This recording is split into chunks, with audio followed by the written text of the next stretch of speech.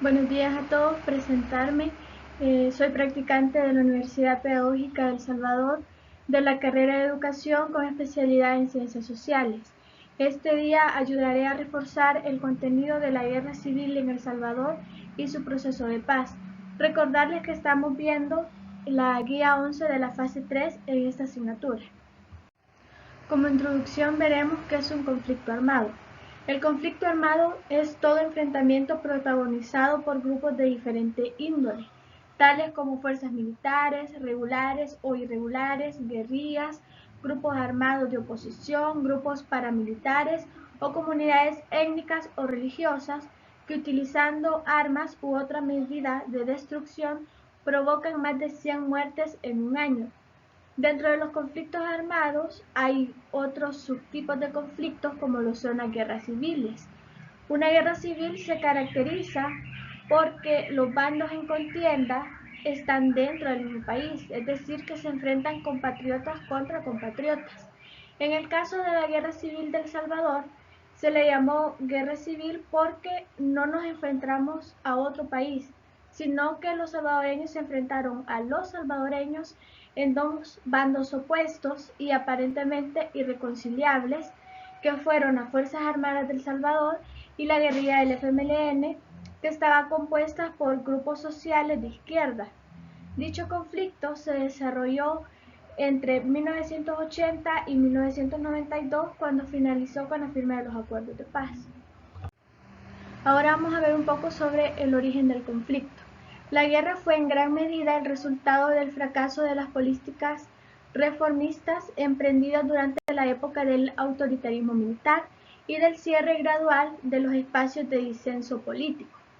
Esto quiere decir que en los últimos gobiernos militares de El Salvador, ellos intentaron hacer reformas sociales que mejoraran la convulsión social que se estaba viviendo, pero se consiguió lo opuesto, ya que se empezaron a organizar pequeños grupos que luego formarían la guerrilla del FMLN.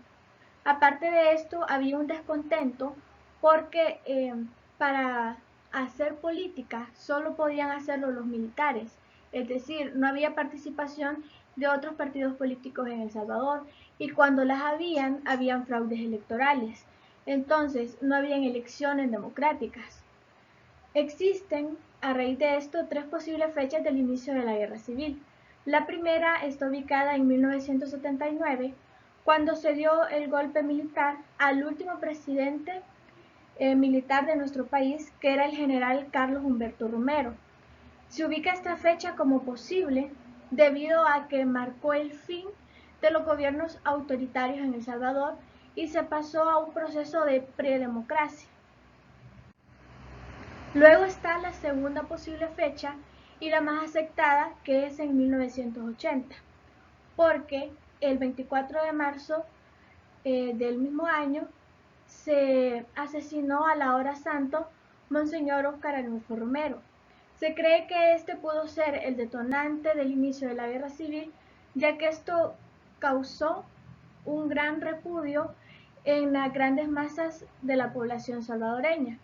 Aparte de esto, el 10 de octubre de 1980 se fundaría el primer partido oficial político de izquierda, que fue el FMLN, aunque legalmente no sería partido, sino que se le conocería como la guerrilla del FMLN, que estaba conformado por 5 grupos de izquierda. Estos representarían uno de los dos bandos durante el conflicto armado, y el otro bando eran las Fuerzas Armadas. Entonces, hay otra posible fecha también del inicio de la guerra civil, que es en 1981, donde el 10 de enero el recién formado FMLN lanzaría su primer ataque armado contra las Fuerzas Armadas del gobierno, al que ellos llamarían la Ofensiva General. Luego esta ofensiva se conoció como la Primera Ofensiva, porque a finales de la guerra el FMLN lanzó otra ofensiva que recibió el nombre de Ofensiva General. Entonces, este fue el inicio oficial del FMLN, donde se empezó a atacar abiertamente a las Fuerzas Armadas de El Salvador.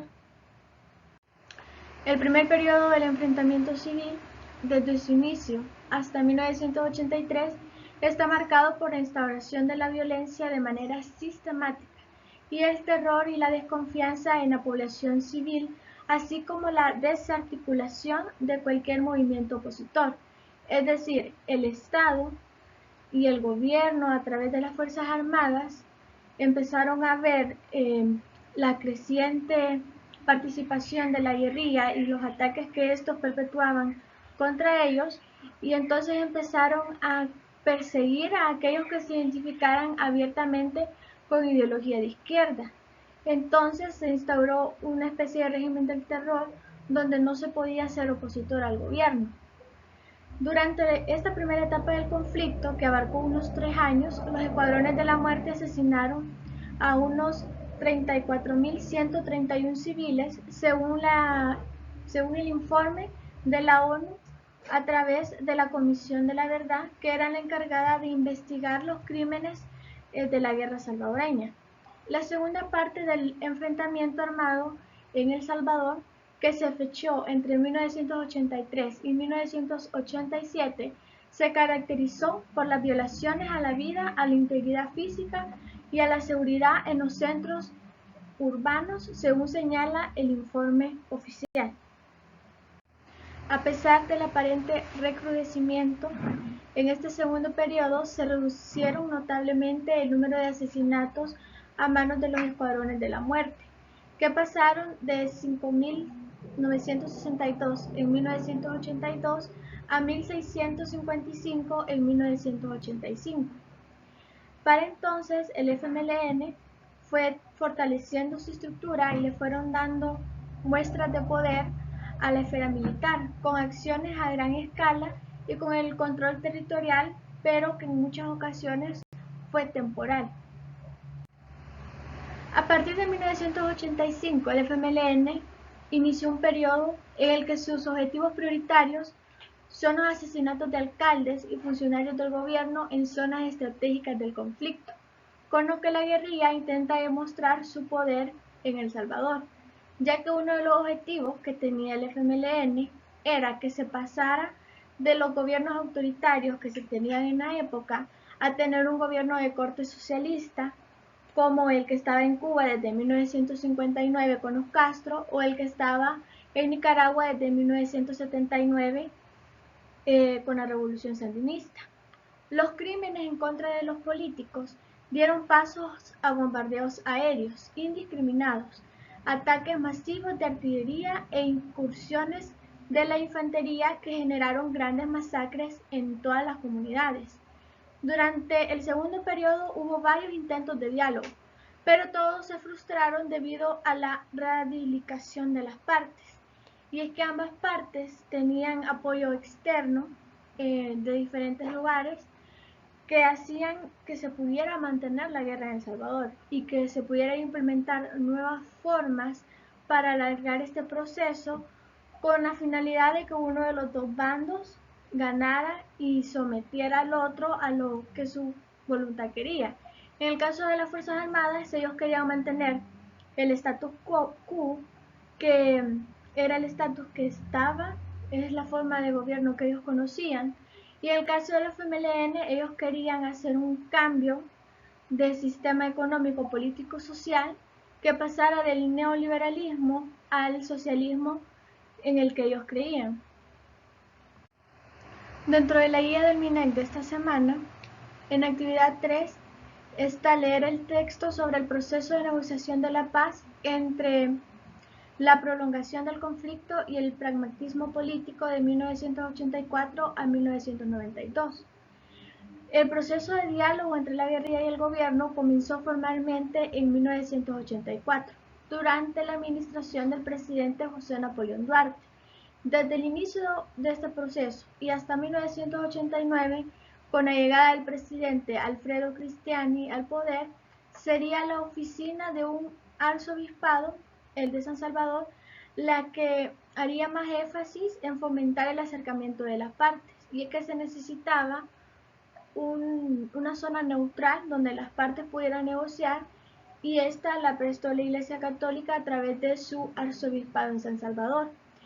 En abril de 1990, los representantes de ambas partes se encontraban en Ginebra, dejando constancia en el acuerdo final de esa reunión de que el propósito sería terminar el conflicto armado por la vía política al más corto plazo e impulsar la democratización del país, así como garantizar el irrestricto respeto de los derechos humanos. Cuando ambas partes vieron que estaba casi imposible lograrle ganar a la otra y que estaba en una situación como de empate y no podían seguir con la guerra por mucho tiempo, más cuando la ayuda internacional se había empezado a ir con el fin de la Guerra Fría, empezaron a ver la solución en buscar el consenso para la instauración de un gobierno democrático en el país. Uno de los primeros logros de los acuerdos de paz fue el cese al fuego, donde tanto la guerrilla se comprometió a ya no hacer más ofensivas, como las Fuerzas Armadas también se comprometieron a ya no hacer más masacres en contra de la sociedad civil. Finalmente, el 16 de enero de 1992, en el castillo de Chapultepec, México, los representantes del FMLN y de las Fuerzas Armadas, así como del gobierno salvadoreño, firmaron los acuerdos de paz, que tuvieron dos resultados concretos. Primero, se desmanteló los cuerpos de seguridad y se creó la nueva Policía Nacional Civil. Se limitó las funciones de la Fuerza Armada a las tareas de seguridad nacional, o lo que muchos han llamado el retorno de los militares a los cuarteles. Es decir, el ejército ya no iba a ser el encargado de la seguridad de todos los salvadoreños, sino que se iba a crear un nuevo agente externo que sería conformado solo por civiles y al que se le denominó Policía Nacional Civil. Entonces la Fuerza Armada, aparte de que se le obligó a retirar muchos de sus miembros, también fue relegada a no hacer más el papel de seguridad dentro del país, sino que ellos solo pueden actuar según la Constitución en la defensa del territorio. Es decir, si El Salvador entrara en guerra con otro país, entonces podría actuar la Fuerza Armada, pero ya no en el rol de la seguridad pública de protegernos a los salvadoreños. El segundo gran logro fue la creación de un sistema político democrático y participativo, que permitiría la participación en la vida política nacional de todas las corrientes de pensamiento existentes en el país, es decir, que permitiría el pluralismo político. Hay que decir, sin embargo, que una de las grandes limitaciones de los acuerdos de paz es que no se abordaron los cambios necesarios en materia económico-social. Pero en materia política sí fue importante que se pasó a una forma de gobierno democrática y republicana, donde los salvadoreños eligen a través del sufragio a su presidente en elecciones donde tienen que haber partidos de diferentes corrientes políticas, es decir, tanto partidos de derecha como de centro como de izquierda, a los que se les tiene que permitir competir en las elecciones de manera igualitaria hasta cierto punto. Bueno, esto sería todo por el video de hoy. Ahí les dejo la referencia bibliográfica por si desean investigar un poco más. Muchas gracias por su atención prestada.